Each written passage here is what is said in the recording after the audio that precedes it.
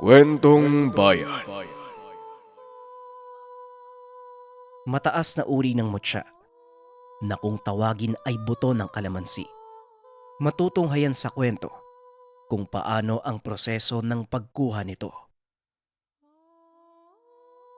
Ang kwentong ito ay hango sa totoong buhay. Mula ito sa isa nating kabayan na itago na lang natin sa pangalang Emil. Dekada 80, Camarines Sur. May tuturing na yaman ang pagkakaroon ng mutya. Malakas ang impluwensya ng mga ito sa buhay ng tao. Isa na dito si Emil, na 12 taong gulang pa lamang. Mga Ipolito, ano pong tawag dyan sa kwintas na suot mo? Ang ganda po ng kulay eh. Gusto ko po niyan. Pwede ko po bang hawakan? Tanong ni Emil sa matandang si Hipolito, na kilalang antingero sa lugar. Hindi maiwasan ni Emil na humanga sa dami ng iba't ibang palamuti nito sa katawan. Mula sa mga marka hanggang sa mga kwintas, singsing at porselas. Sa palagay ni Emil, lahat ng ito ay may iba't ibang katangian at kakayahan. Bata pa lamang si Emil ay marami na siyang naririnig tungkol sa mga karanasan at pakikipagsapalaran ni Mang Hipolito. Ito ang hiyas na mula pa sa sari manok. Pasensya ka na, Emil. Pero hindi to pwedeng mahawakan ng sino man maliban sa akin. Maaaring magdulot ito ng kamalasan sa sino mang hahawak. Lalo na't hindi kakilala ng bato. Ayaw mo namang malasin, di ba? Wika ni Mang Hipolito. Wag na ho. Ayoko pong sundan ng malas. Paano ho ba makakakuha ng ganyan? Pangarap ko din po yung magkaroon ng hiyas yung pampaswerte. Para hindi ako palaging napapagalitan ng mga magulang ko. Posible po ba yun? Tanong ni Emil. Manong Hipolito, bakit hindi nyo na lang po ibenta yung mga mutya para yumaman kayo? Hindi ho ba may mga kapangyarihan yan? May bibenta mo yan sa mataas na halaga. Di ba Emil, tama ako? Wika ni Pedro, matalik na kaibigan ni Emil. Ay naka, mga bata talaga. Alam niyo ba pinipili ng mutya magtatakan sa kanila. Kapag binenta mo to, parang binenta mo na din ang kapatid mo o hindi kaya magulang mo. Kaya niyo ba yung ganon? At ay isa pa, ang ilan sa mutya kapag napasa kamay ng ibang tao at hindi ito kilala ng bato, magiging normal na bato na lamang. Naintindihan niyo ba? Tugon ni Mang Hipolito. Tumango naman ang dalawa bilang pagsang-ayon. Ganun pala. Hindi pala basta-basta magtangan ng mutya, no? Sana magkaroon din ako niyan kahit isa lang. Aalagaan ko yun kapag nagkataon. Wika ni Emil. Nang makita nila ang ibang kalaro, nagpaalam na ito sa matanda at pinuntahan ang mga kaibigan. Nang hapon na yun. Tandang Ipolito, mukhang nalilibang ka sa mga kabataan dito sa barangay Ingat lang, baka mamaya mapagkamalang ka masamang tao ng mga residente. Ikaw din. Wika ni Mang Dionisio. Matador sa palengke. Isang maitim at malaking bulas na lalaki. Iniiwasan ito ng mga taga-nayon dahil sa reputasyon na pagiging basagulero at manginginom. Hindi ako kayang takutin ng aswang na kagaya mo.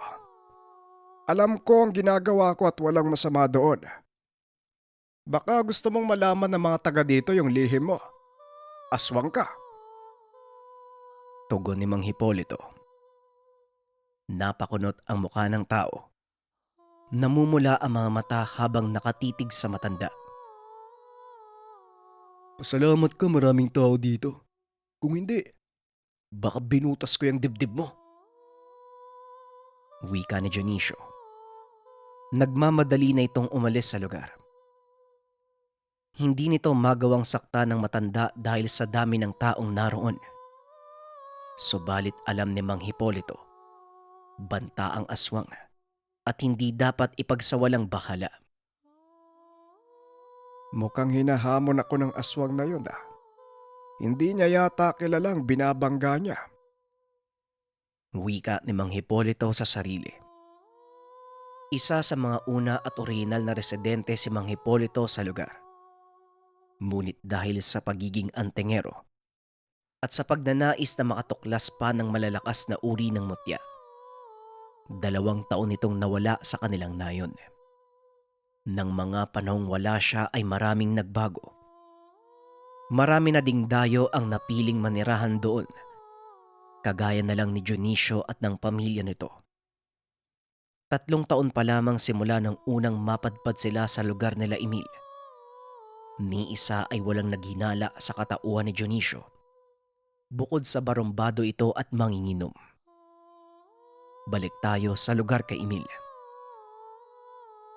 Pedro, ano kayang magandang gawin bukas? Nakakasawa na yung ginagawa natin eh.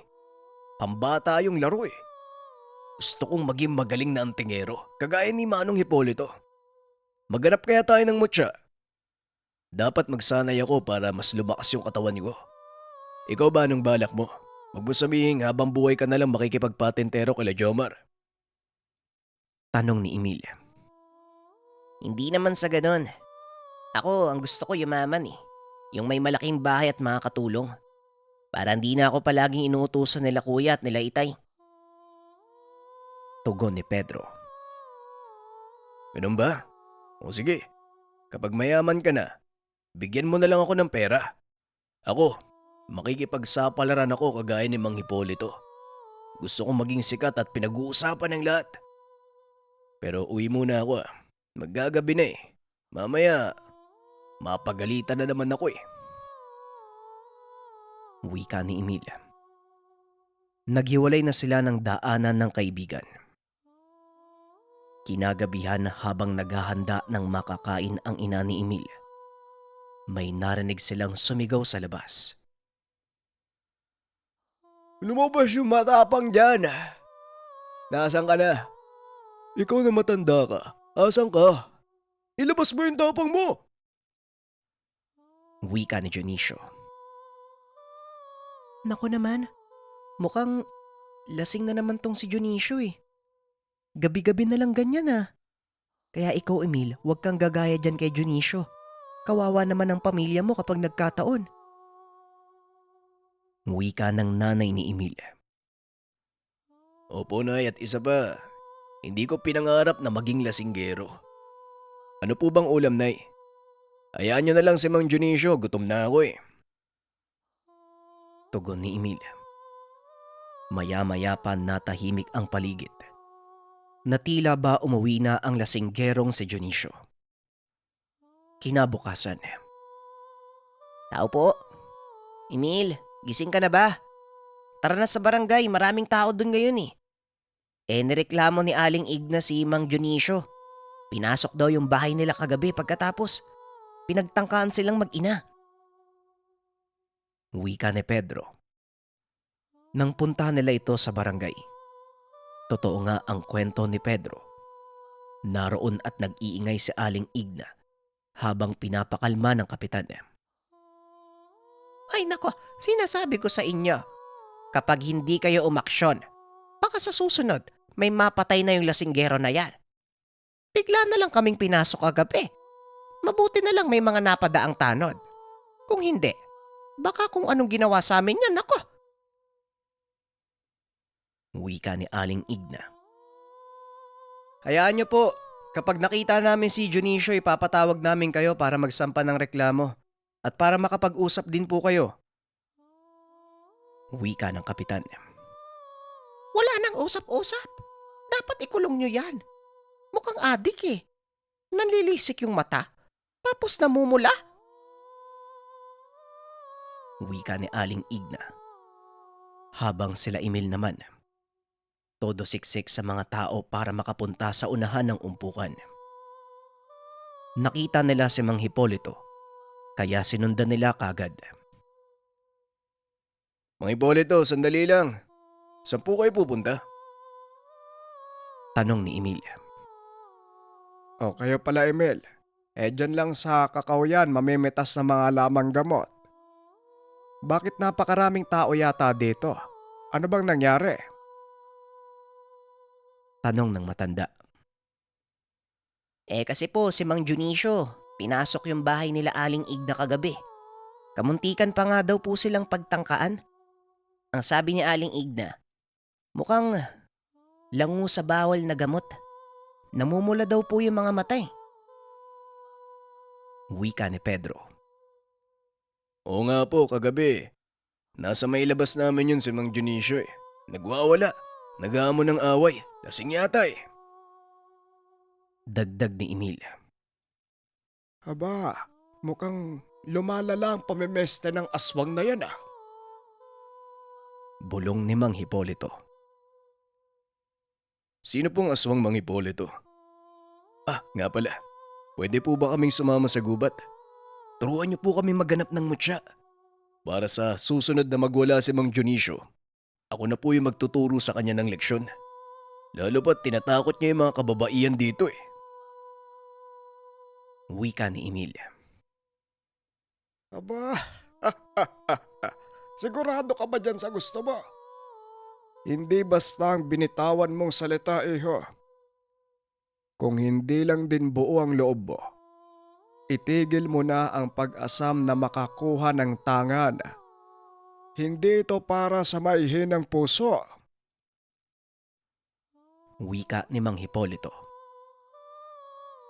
Sigurado po ako, kailangan po na magtatanggol ng mga taga dito. Lalo na sa mapang-abuso kagaya ni Mang Dionisio. Ayoko pong dumating ang araw na pati pamilya ko maagrabyado. Tugon ni Emil. Napahanga naman ang matanda sa mga narinig. Subalit batid nitong masyado pang hilaw ang prinsipyo ng bata. Nag-alala ang matanda na baka sa oras na makaharap niya ang totoong katauhan ni Dionisio, mawala ang tapang at determinasyon kapag nagkaroon ng inkwentro sa aswang. Ganon pa man, sumugal ang matanda at nagtiwala sa kanya.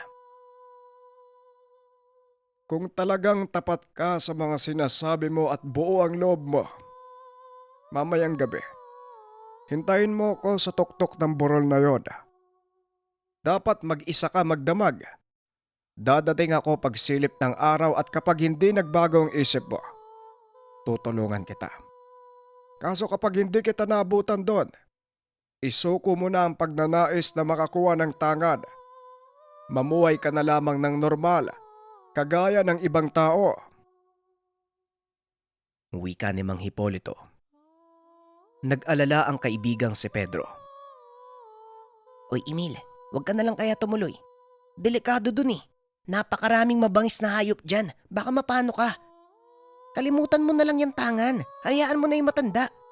Andyan naman sila kapitan pati yung mga tanod eh. Wika ni Pedro.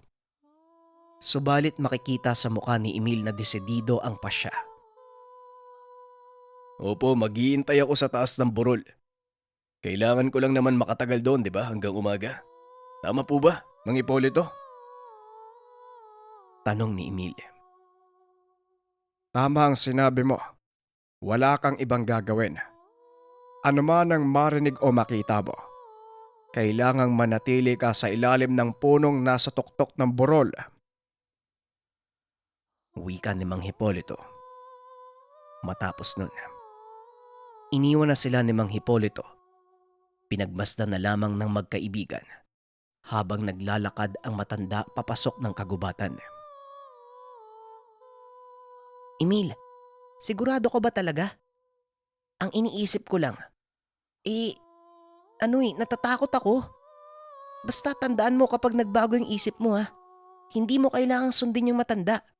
Kapag delikado, tumakbo ka palabas ng gubat. Wika ni Pedro. Huwag kang mag-alala, Pedro. Magdadala ako ng maraming panlaban sa mga hayop. pati na din asin. Kung sakaling may aswang doon. Tugon ni Emil. Pagpatak ng 6:00 ng gabi, nagpaalam na si Emil sa ina na maagang matutulog at pumasok na sa kwarto. Lingid sa kaalaman ng magulang, dumaan si Emil sa bintana, dala ang maliit na bag at ilawan. Dumiretso siya sa gubat. Ito ang daanan paakyat ng burol. Sa gubat pa lamang ay marami na siyang narinig na iba't ibang tunog ng hayop. Kalmahan mo lang, Emil. Mga hayop lang yan. May dala kang itak. Sa oras na may lumapit, tagain mo kaagad. Wika ni Emil sa sarili.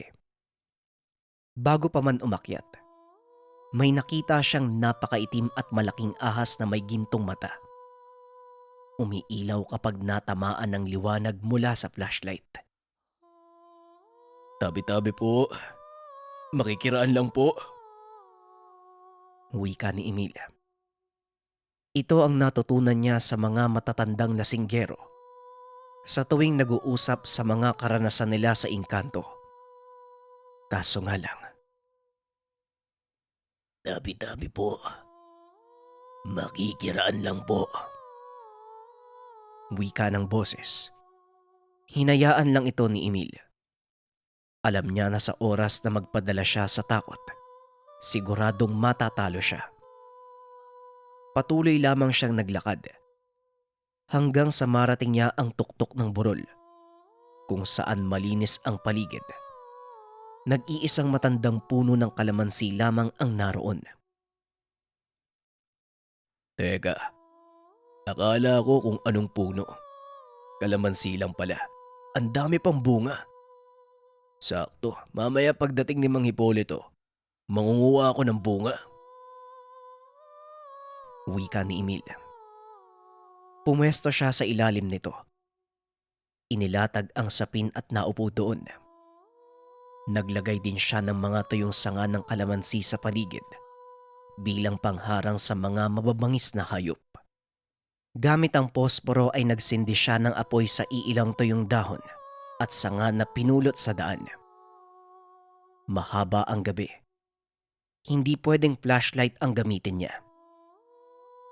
Ang ginaw naman pala dito eh. Mabuti na lang marami akong nadaan ng tuyong sanga. Kung hindi, nanigas na ako dito. Wika ni Emil. Sa ilang oras na pananatili sa lugar ay wala namang kakaiba. May iilan lamang siyang huni ng ibon na naririnig. Ngunit nang sumapit ang 12:00, biglang nag-iba ang ihip ng hangin. Tila nag-uusap sa paligid at mga bulungan. Naalala naman nito ang bilin ng matandang antingero. Kahit anong marinig at makita, manatili lamang sa ilalim ng puno. Kaya ito ang ginawa niya hanggang sa may nakita siya na puting usok na paikot-ikot lamang sa hindi kalayuan. May mga hagik-gik mula sa dilim at mga pagsitsit. At ang pinaka nakakatakot na nakita ni Emil, isang napakalaking tao na sobrang itim. Nakatitig sa kanyang direksyon. Nakatayo ngunit hindi lumalapit. Sa ilalim ng puno. Huwag kang aalis, Emil. Huwag kang aalis. Paulit-ulit na sambit sa sarili habang nakatingala sa maitim na tao. Hindi siya pumikit o umiwas ng tingin. Hinamon niya ang tibay ng loob sa lahat ng nagpapakita o nagpaparamdam. Bandang 3:00, mas tumindi pa ang naranasan ni Emil. Umihip ang malamig na hangin at namatay ang apoy. Isang babae ang lumitaw sa gilid ng puno at lumulutang. Tila galit habang nakatitig sa kanya.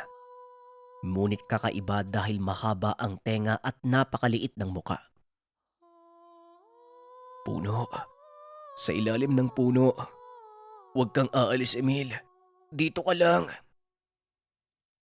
Paulit-ulit pa rin siya ng pagpapaalala sa sarili. Sa bawat sandaling maisipan niyang kumaripas ng takbo pababa ng purol. Bandang 4:00 nang makarinig siya ng tilaok ng manok. Sa wakas, malapit nang magbukang liwayway.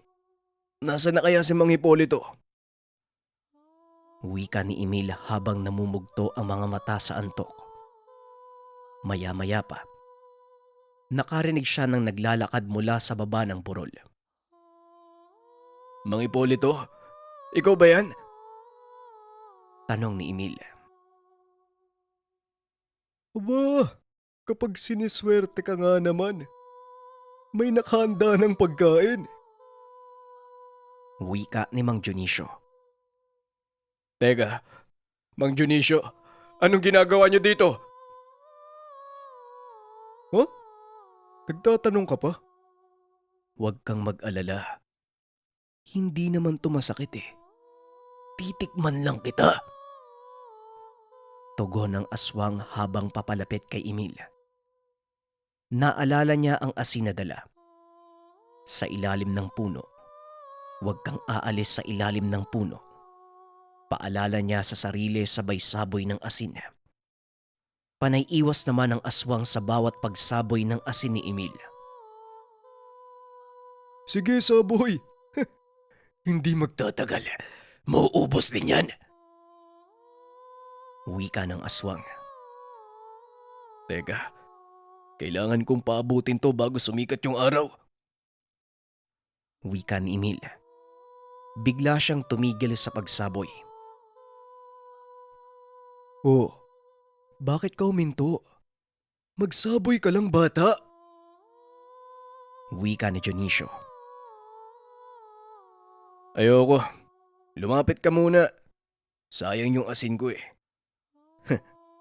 Di ba matapang ka? Bakit hindi ka makalapit? Lalong nagalit ang nilalang.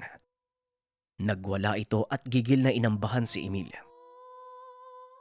Maya-maya pa, lalabas na ang sinag ng araw. Tinamaan ang kakaibang bunga ng kalamansi na noon lamang napansin ni Emil. Bigla itong nahulog at kaagad nasalo ng palad ng bata. Mula naman sa likod ni Dionisio, may tumagos na sibat. Sinasabi ko na nga ba eh. Dito ka lang sa gubat tatakbo. Pasensya na, Dionisio ha. Pero mali ka ng kinalaban eh. Alam ko ang sekreto mo. Wika ni Mang Hipolito. Hindi na nagkaroon pa ng pagkakataong makapagsalita si Mang Dionisio. Inikot ni Mang Hipolito ang sibat. Pagkahila, bumulwak ang dugo ng aswang. Napakahinang aswang naman ito. Inuunahan mo kasi ng daldal eh. Ayan tuloy, patay ka. Wika ni Mang Hipolito. Bumagsak na sa lupa ang katawan ng aswang. Nalabis namang ikinagulat ng bata. Emil Iho, binabati kita ha. Ikaw na ang kinikilalang may-ari ng buto ng kalamansi. Isang uri ng mutya. Ingatan mo yan. Buksan mo ang nasa kamay mo. At makikita mo ang tangan mo. Wika ni Mang Hipolito. Ibig sabihin, proseso po pala yung ginawa ko. Pagsubok po. Tanong ni Emil. Tama ka. Kung sasabihin kong nasa puno ang mutya, baka pilitin mo lang napitasin eh. Kaya sinubok muna kita. Masaya akong nakapasa ka, Iho. Ang mabuti pa, halika na. Siguradong hinahanap ka na sa inyo. Wika ni Mang Hipolito. Iniwan ng matanda na nakabulagta si Dionisio sa kagubatan. Hinayaan nilang tupukin ng araw. Habang naglalakad sila pababa ng burol ay nag-usap pa ang dalawa. Alam mo bang magdamag kitang pinagmamasdan? Ang mga nakita at nasaksihan mo ay mga nilalang na nagnanais din sa mutya. Hindi nga lang sila makalapit dahil nauna ka doon sa pwesto. Sa sandaling umalis ka sa ilalim ng puno, siguradong aatakihin ka ng mga yon. Mabuti na lang at matapang ka. Huling wika ng matanda. Ilang araw ang lumipas. Nabalitaan nilang wala na sa bayan ang pamilya ni Dionisio. Kagad nang lumikas ang mga ito. Habang si Emil naman, katakot-takot na sermon at palo ang inabot sa nanay na nooy nasa bahay ng kapitan at natatarantang hinanap si Emil. Tadtad man ng palo, hindi niya ito naramdaman. Mas nanaig sa kanya ang kasiyahan sa natanggap na mutya ng kalamansi. Sinasabing nagpapahaba ito ng buhay. Nagpapaganda ng pasok ng biyaya sa tahanan. Ngayon ay naroon pa rin sa probinsya si Emil. Habang si Mang Hipolito naman ay muling nilisan ang barangay. 3 taon matapos matanggap ni Emil ang mutya. Wala nang nakakita sa matanda matapos ng pangyayaring iyon.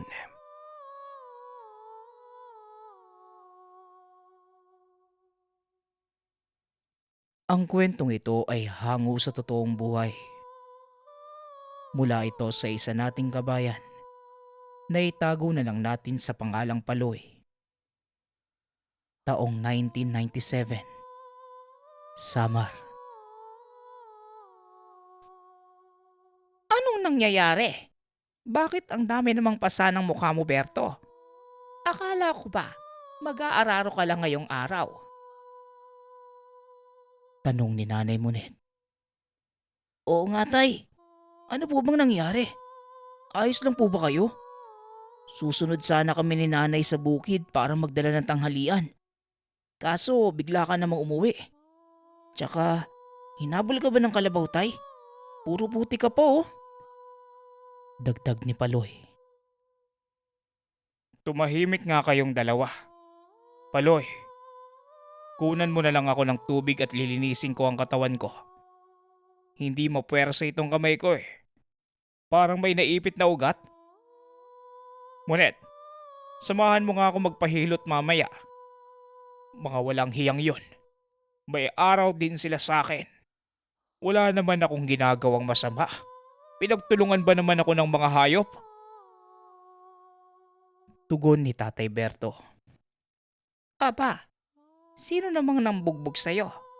Saka bakit ka naman binalikan? Baka naman meron kang ginagawa. Sige na, Paloy. Igiban mo na ang tatay mo ng makalinis na ng katawan. Bilisan nyo na makakain na tayo. Wika ni Nanay Monet. Kagad namang kumilos ang dalawa. Gusto pa sanang magtanong ni Paloy kung bakit hindi ito lumaban at hinayaan lang na mabugbog.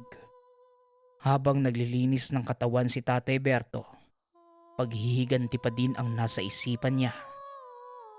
Bata pa lamang ay naranasan na niyang magulpi ng ibang tao. Nakasanayan na ng mga ito kung hindi bibiruin. Sasaktan siya ng pisikal. Tila natutuwa pa ang mga ito sa tuwing nakikita na kawawa ang itsura ni Tatay Berto.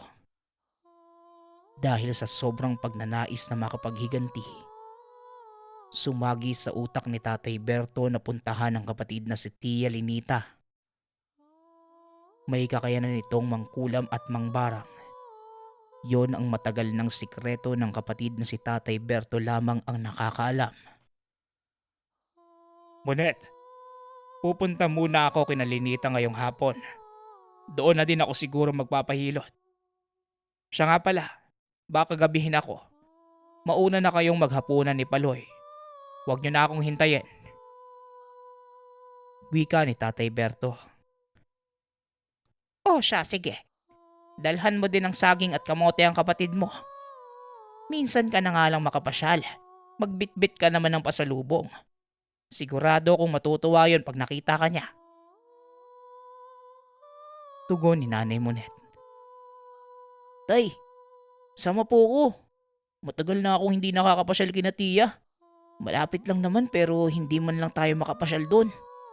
Saka diba, hindi pa nakakabuhat yung mga kamay mo. Ako na po muna magbubuhat, Tay. Wika ni Paloy. Wag na anak, saka na lang. Walang kasama ang nanay mo sa bahay. Tsaka malayo ang lalakarin ko. Baka imbes na itong pinabibitbit lang ng nanay mo ang dalhin ko, kakargahin pa kita.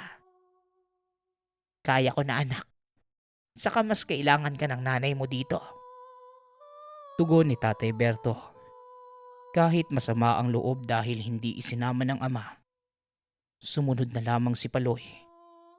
Lalo pat ayaw din naman niyang iwanan si Nanay Monet. Ilang sandali lang ay umalis na ang ama.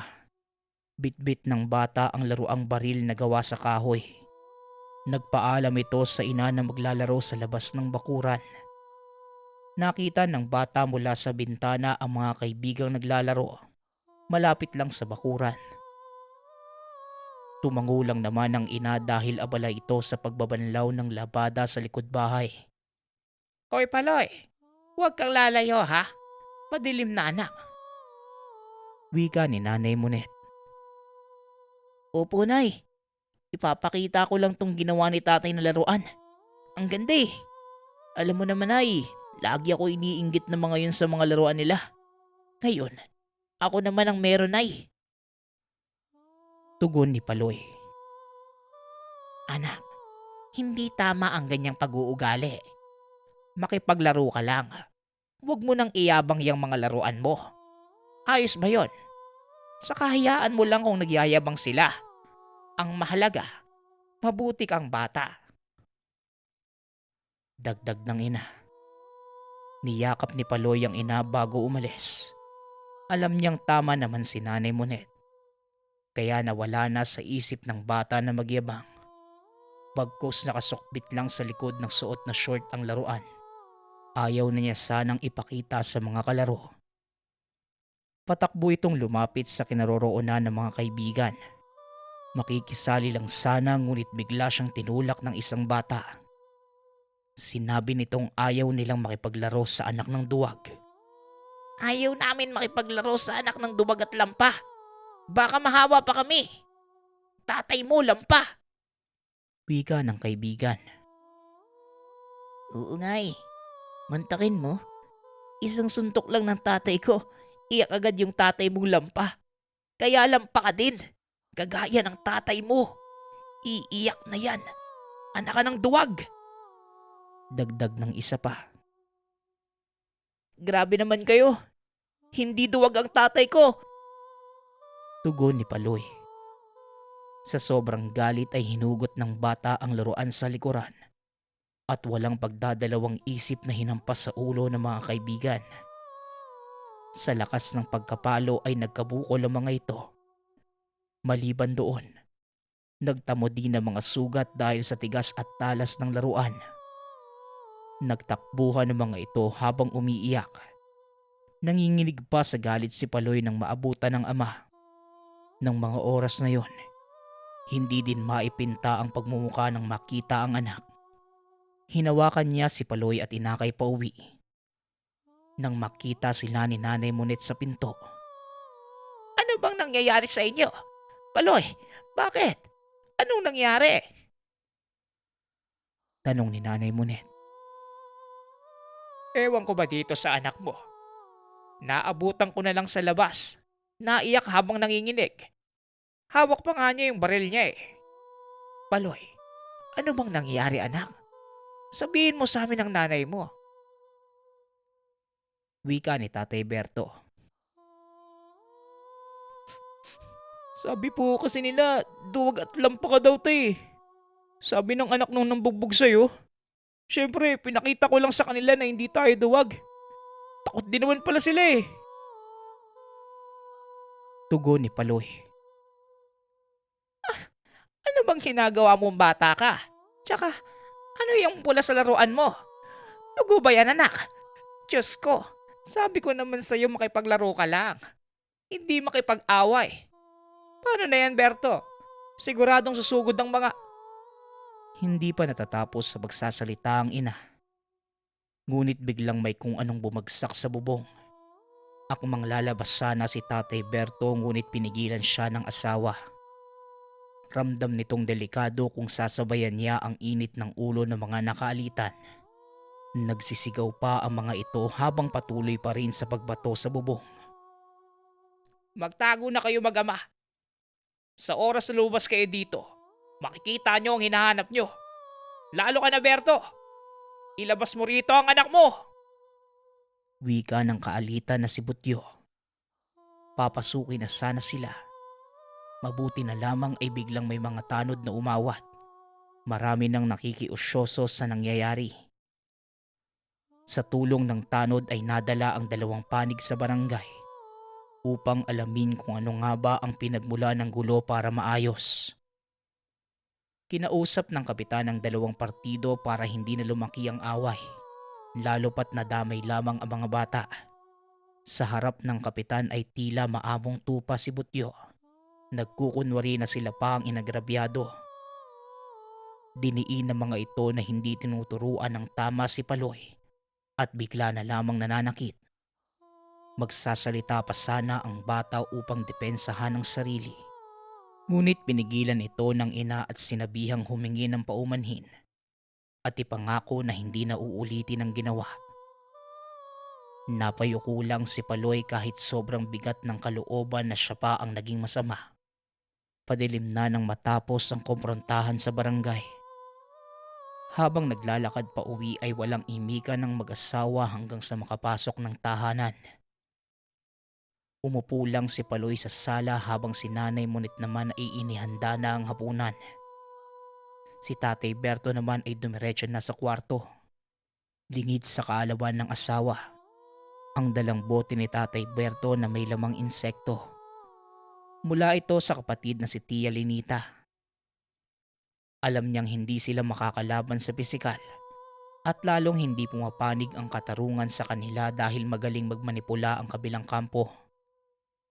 Kaya nais ni Berto na turuan ng leksyon ang mga nanakit sa kanila sa pamamagitan ng barang. Nakangiti si Tatay Berto habang binabalot ng itim na tela ang poteng may mga insekto. Ipinasok niya ito sa kahon upang hindi makita ng asawa. Kasama ng papel na may mga nakasulat na kataga para sa sumpang gagawin. Nasa na kayong dalawa? Nakahain na oh. Dalian nyo na't lalamig ang pagkain. Paloy, tawagin mo na nga ang tatay mo. Hindi magandang pinaghahantay ang grasya. Ano ba kasing ginagawa mo dyan, Berto? Tanong ni Nanay Monet. Andyan na. May inaayos lang. Sige na anak, susunod na ako. Tatapusin ko lang tong ginagawa ko. Ano bang ulam natin, Monet? Tsaka, ang bilis mo namang magluto. Tugon ni Tatay Berto. Hindi ako nagluto. Ininit ko lang yung kanin. Napadami ang saing ko kaninang tanghali. Tsaka ayos na yan. Kasya pa sa ating 3. Paloy, umupo ka na. Nagbukas na lang ako ng sardinas. Wala din naman akong ganang kumain dahil sa nangyari. Hindi ko alam kung magagalit ba ako sa iyo, anak. Saan ba kami nagkulang ng tatay mo sa pangaral sa iyo? Wika ni Nanay Monet. Monet, tama lang ang ginawa ng anak mo. Ano man ang dahilan, kilala mo naman si Paloy na hindi marunong makipag-away. Saka anak Paloy, huwag kang gumaya sa tatay mo. Nasanay na ang mga loko na sagadin ng pasensya ko porket alam nilang hindi ako lumalaban.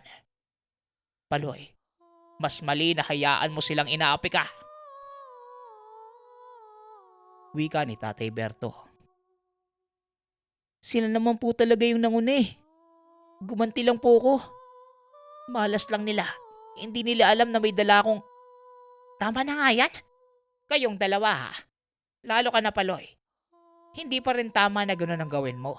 Kung hindi mo kayang sabayan ang mga kalaro mo, umiwas ka na lang.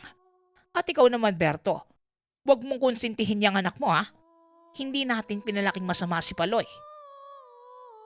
Sabat ni Nanay Monet. Napayuko na lamang ang mag-ama sa sermon ni Nanay Monet. Hindi na kumain ng pamilya. Walang imiga ng 3. Matapos makapaglinis ng pinagkainan ay dumiretso na sa silid para makapagpahinga. Kinabukasan, maagang bumangon si Tatay Berto dala ang kahon. Ililipat niya ito ng taguan dahil delikado para sa pamilya. Naisipan niyang gawa ng maliit na kubo sa gitna ng palayan kung saan hindi pupuntahan ng kahit sino. maliban sa kanya. Bitbit nito ang mga kagamitan at buong araw niyang inayos. Maliit lang at aakalaing nilagay lamang upang panakot sa ibong kumakain ng binhi at pananim sa lugar. Nang matapos, binuksan niya ang bote at pinasok sa ginawang kubo ang mga insekto. Tinuruan siya ng kapatid kung papaano mapasunod ang mga ito. Ang mga nakasulat na kataga sa papel ay orasyon na kayang mapagana ng kahit sino basta mabigkas ito ng tama. Hindi naman naging mahirap kay Tatay Berto dahil bago pa man umuwi noong nakaraang araw, tinuruan na siya ng kapatid. Dagdag pa ni Tia Lenita, dapat hindi lagyan na makakain ng insekto. Gugutumin ito ng ilang araw bago gamitin sa sumpa. Iilan lang naman ang ibinigay ng tiyahin. Pero ayon sa paglalarawan ni Tatay Berto sa mga alaga, ito'y mga bubuyog na mas mahaba ang karayom kumpara sa ordinaryo. Kakaiba din ang mga itsura, maging ang pulang-pula ng mga mata. Maghihintay lamang ng ilang araw bago magsagawa ng mabagsik na sumpa. Bago pa man dumilim ay umuwi na si Tatay Berto.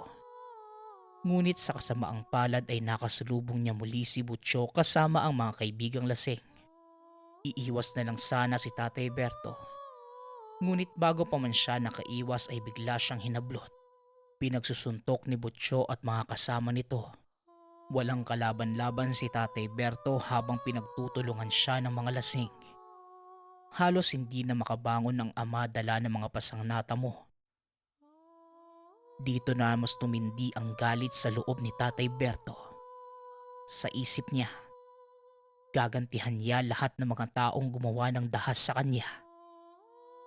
Kahit hindi masyadong makatayo, pinilit niya ang sarili na makauwi ng tahanan. Ganun na lamang ang pagkabahala ng mag-ina ng makita na halos hindi ito makatayo at makalakad ng tuwid dahil sa nangyari. Diyos ko, Berto! Ano na naman ba? Diyos ko, anak, dalian mo. Tulungan natin ang tatay mo. Wika ni Nanay Monet. Inalalayan ng dalawa si Tatay Berto ng maayos na maiga. Monet, tawagin niyo si Ate Lenita. Kailangan ko ng tulong. Wika ni Tatay Berto. Kung dalhin ka na lang kaya namin sa sentro, sigurado magagamot ka doon. Tsaka Diyos ko, Berto, bakit ba nila ginawa yan sa'yo? Tanong ni Nanay Monet. Kailangan ko ang kapatid ko, Monet. Hindi ako gagaling sa gamot lang. Tugon ng ama. Ako na po, Nay. Ako na ang tatawag kay Tia Lenita. Diyan ka na lang po kay tatay. Sige na po, bibilisan ko lang. Wika ni Paloy. Nilinis ni Nanay Monet ang asawa habang umiiyak. Hindi niya maintindihan kung bakit gano'n na lamang ang ginagawa ni Butcho kay Tatay Berto. Ilang sandali pa, dumating na si Paloy kasama si Tia Lenita. Hindi ito nagsasalita. Bagkus may dala itong langis na panggamot sa sakit ng katawan, maging sa mga pasa. Ayon kay Nanay Monet, ang bote na pinaglagyan ng langis ay may kakaibang amoy. Maging ang kulay nito ay tila pinaghalong katas ng kung ano-anong dahon. Gamit ang langis ay hinilot niya ang kapatid. Kasabay ng paghilot ay mga katagang binibitawan sa hangin na hindi naman naintindihan ng mag-ina.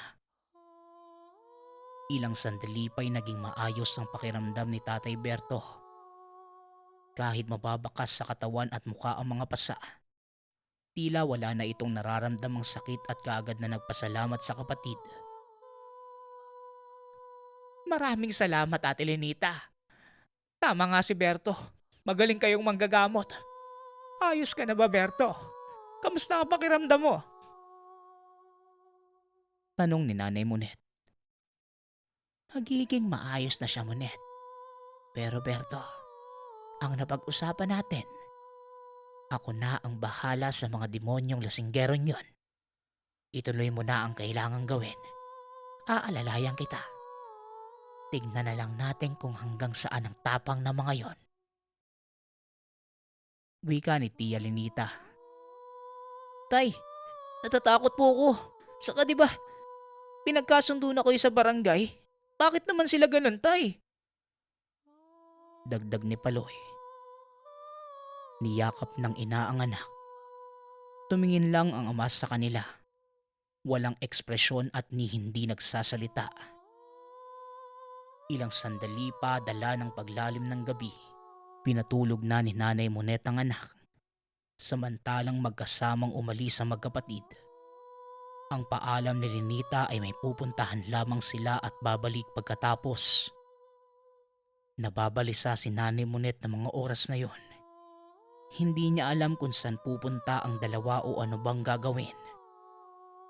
Dala ng hindi maipaliwanag na pakiramdam, sinamahan na lamang niya sa silid ng anak. Nasa mga oras na yon ay mahimbing nang natutulog. Samantala, pumunta ang magkapatid sa kubo na ginawa ni Tatay Berto. Hindi na sila naghintay ng ilang araw. Bagkus magkasama silang dalawa upang maganap ang plano. Gamit ang insekto, inuutusan ni Berto ang mga alaga habang nasa gilid lang ang kapatid. Ito ang umaalalay sa pag-uusal ng katagang magbibigay parusa sa sino mang papalooban nito. Ilang saglit pa, nang matapos ay nagtawanan pa ang dalawa na tila sinapian ng demonyo. Madaling araw na nang umuwi ang dalawa. Pareho itong tila wala sa sarili habang nasa pinto si Nanay Monet.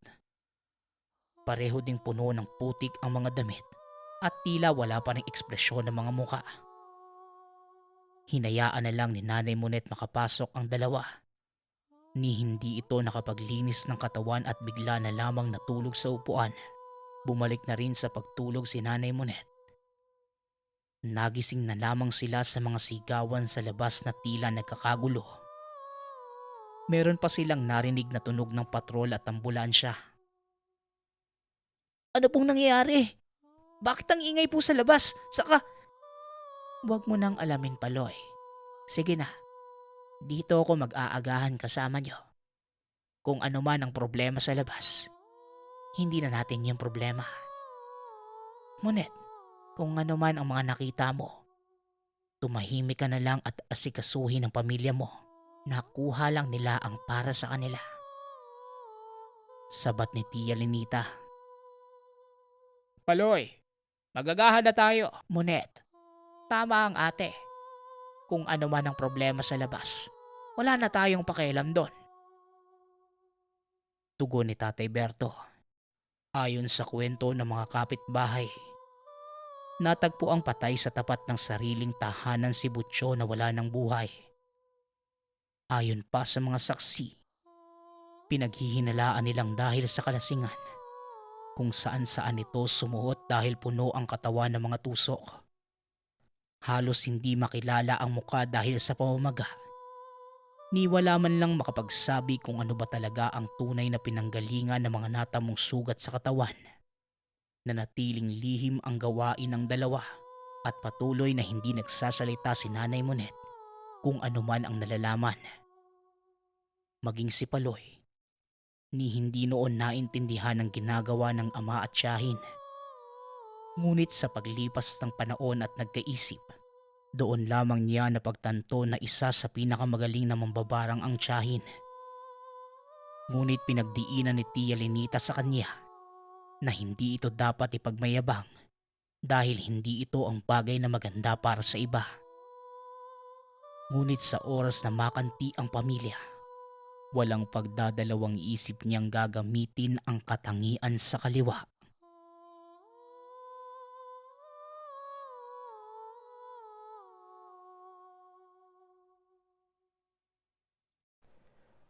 Kwentong Bayan.